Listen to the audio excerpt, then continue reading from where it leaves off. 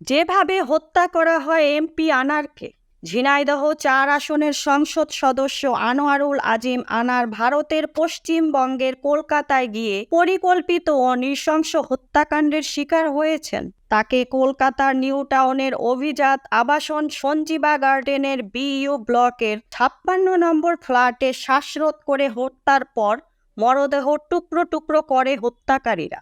Police সূত্রে জানা গেছে, গত ১৩ মে দুপুর ১২টা ৪০ থেকে ১২টা ৫০ মধ্যে নিউ টাউনের ওই ফ্ল্যাটে আনারকে খুন করে লাশ টুকরো করা হয়। হত্যাকাণ্ডের সময় নেওয়া হয় ১০ মিনিটেরও কম। কিলিং মিশনে সরাসরি অংশ নেয় অন্তত ৫ জন। এরপর ১৬ থেকে ১৮ মে পর্যন্ত ৩ দিন ধরে খণ্ডিত অংশ অন্যত্র সরিয়ে ফেলা হয়। তাছাড়া বিইউ ব্লকের ৫৬ নম্বর ফ্ল্যাটের ফ্রিজেও প্লাস্টিক ব্যাগ উদ্ধার করা হয়েছে মরদেহর কিছু টুকরো সহ। প্লাস্টিক ব্যাগে ভরেই খণ্ডিত অংশ বিভিন্ন জায়গায় ফেলা হয়েছে বলে ধারণা করা হচ্ছে। এমপি আনোয়ারুল আজিম আনার হত্যাকাণ্ডে ব্যবহৃত WV80AA5473 নম্বরের গাড়িটিও জব্দ করেছে পুলিশ। সিসিটিভি ফুটেজ খতিয়ে দেখে গাড়িটিকে শনাক্ত করার পর মালিকসহ সেটি নিউ টাউন থানায় আনা হয়। গাড়িটি থেকে ফরেনসিক এবং ফিঙ্গারপ্রিন্ট বিশেষজ্ঞরা নমুনা সংগ্রহ করেছেন। এদিকে এমপি আনার হত্যাকাণ্ডের মূল পরিকল্পনাকারী তারই ছোটবেলার বন্ধু ও ব্যবসায়িক অংশীদার আক্তারুজ্জামান শাহিন। তিনি ঝিনাইদহের বাসিন্দা ও যুক্তরাষ্ট্রের নাগরিক। শাহিনের ভাই ঝিনাইদহের কোটচাঁদপুরের পৌর মেয়র। এই হত্যার পরিকল্পনা করে তা বাস্তবায়নের দায়িত্ব দেওয়া হয়েছিল আরেক বন্ধু ও চরমপন্থী নেতা আমানুল্লাহ আমানকে। আনারকে হত্যার জন্য ৫ কোটি টাকা দিতে চেয়েছিলেন আক্তারুজ্জামান শাহিন। হত্যাকাণ্ডের আগে আমানকে কিছু টাকা দেওয়া হয়। হত্যাকাণ্ডের পর বাকি টাকা দেওয়ার কথা ছিল। জানা যায়, কলকাতায় বসে হত্যার চূড়ান্ত ছক এঁকে বাংলাদেশে চলে আসেন শাহিন। পরে আমানসহ ৬ জন মিলে এমপি আজিমকে সঞ্জীবা গার্ডেন নামের একটি ফ্ল্যাটে ট্র্যাপে ফেলে ডেকে আনেন। এরপর তাকে জিম্মি করে বালিশ চাপা দিয়ে হত্যা করা হয়। পরে মরদেহ কেটে টুকরো টুকরো করে ট্রলি ব্যাগে ভরে ফেলা হয় অজ্ঞাত স্থানে।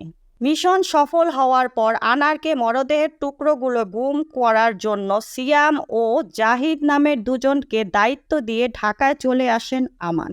ঢাকায় এসে আক্তারুজ্জামান শাহিনের সঙ্গে দেখা করেন। তবে শাহিন পরবর্তীতে আমানকে কত টাকা দিয়েছেন সেটা জানা যায়নি।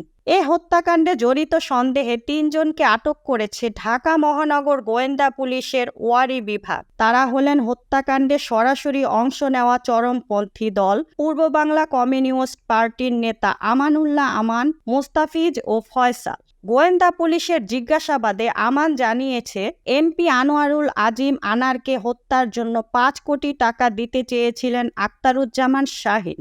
হত্যাকাণ্ডের আগে তাকে কিছু টাকা পরিশোধ করা হয়। বাকি টাকা দেওয়ার কথা ছিল হত্যাকাণ্ডের পর। ঢাকা এসে মোহাম্মদপুরের বোনের বাসায় আত্মগোপনে ছিলেন আমান। সেখান থেকেই তাকে আটক করা হয়েছে। প্রসঙ্গত, গত ১২ মে চিকিৎসার জন্য এমপি আনোয়ারুল আজিম আনার দর্শনা গেদে সীমান্ত গিয়ে ভারতে যান। সেখানে গিয়ে তিনি তার ভারতীয় ঘনিষ্ঠ বন্ধু পশ্চিমবঙ্গের উত্তর ২৪ পরগনা জেলার বরানগর থানায় মলপাড়া লেনের বাসিন্দা স্বর্ণ ব্যবসায়ী গোপাল বিশ্বাসের বাড়িতে ওঠেন। পরদিন ১৩ মে দুপুরে চিকিৎসককে দেখানোর উদ্দেশ্যে বেরিয়ে যান। কিন্তু সন্ধ্যায় ফেরার কথা থাকলেও তিনি আর ফিরে আসেননি। উল্টো দিল্লি গিয়ে সেখান থেকে হোয়াটসঅ্যাপে মেসেজ পাঠিয়ে জানান তাকে আর ফোন করতে হবে না, দরকার হলে তিনি তাকে ফোন করবেন।